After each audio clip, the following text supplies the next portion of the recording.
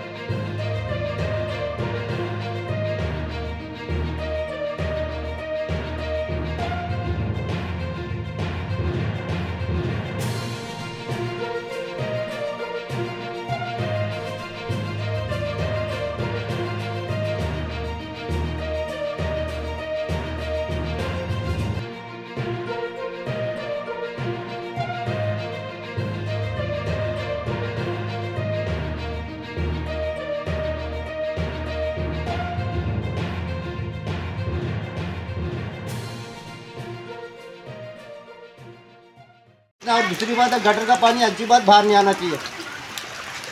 उससे बीमारी भी होती है।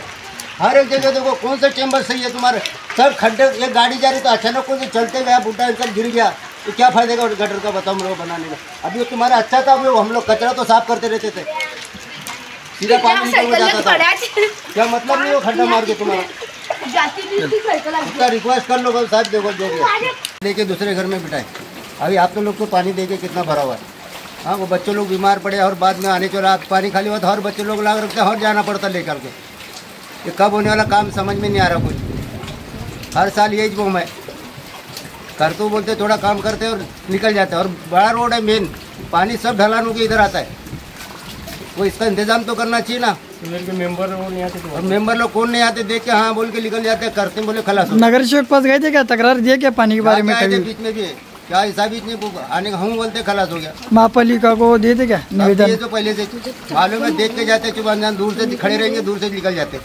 ये वार्ड प्रभाग क्रमांक 20 शोभाजीनगर 25 फूट रोड, कुठलं काही रोडचं काम झालं नाही, काय नाही। इथं ड्रेनेजचं काम बोगस झालेलं आहे।